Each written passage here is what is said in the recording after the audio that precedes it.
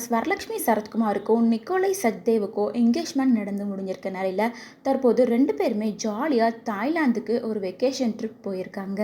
கிட்டத்தட்ட ஒரு வாரமாக தாய்லாந்தில் தான் அவங்க டைம் ஸ்பெண்ட் பண்ணிகிட்ருக்காங்க.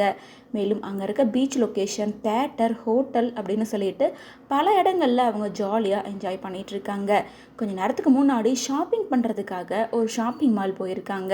போன இடத்துல நிக்கோலை என்னை ரொம்ப கொடுமைப்படுத்துகிறாரு அப்படின்னு சொல்லிட்டு அழுகிற மாதிரி ஒரு வீடியோவை போஸ்ட் பண்ணியிருக்காங்க. இப்போது அந்த வீடியோ தான் வைரலாக பேசப்பட்டுட்டு வருது. கடந்த ஒரு வாரமாகவே லொக்கேஷனுக்கு வந்த இடத்துல நடக்கிற எல்லா விஷயத்தையுமே வரலட்சுமி தொடர்ந்து ஷேர் பண்ணிட்டு தான் இருந்தாங்க. வெக்கேஷனுக்கு வந்த இடத்துல என்னை ஒர்க் அவுட் பண்ண சொல்லி ஃபோர்ஸ் பண்ணுறாரு அப்படின்ற மாதிரி ஒரு வீடியோவை போஸ்ட் பண்ணியிருந்தாங்க.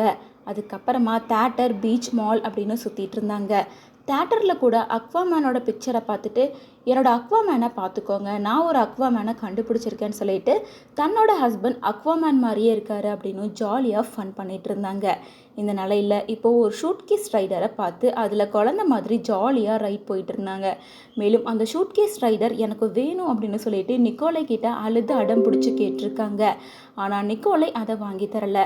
இதனால் சோகமான வரலட்சுமி, நான் ஆசைப்பட்டு கேட்ட பொருளை எனக்கு வாங்கி தரல, எனக்கு மனசு ரொம்ப கஷ்டமாக இருக்குது அப்படின்னு சொல்லிட்டு அழுதுகிட்டே ஒரு வீடியோவை போஸ்ட் பண்ணியிருக்காங்க. அதுக்கப்புறமா ஷாப்பிங் எல்லாம் கம்ப்ளீட் பண்ணிட்டு போகும்போது நிக்கோலை 2 ஷூட்கேஸ் நிறைய திங்ஸை எடுத்துகிட்டு போயிட்டு இருந்தாரு.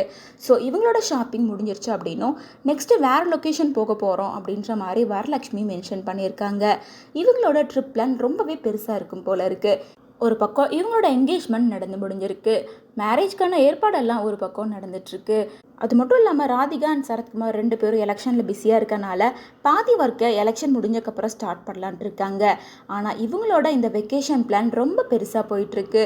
ஸோ மேரேஜ் வரைக்குமே இவங்களோட வெக்கேஷன் பிளான் போயிட்டே இருக்கும் அப்படின்ற மாதிரி தான் இருக்குது.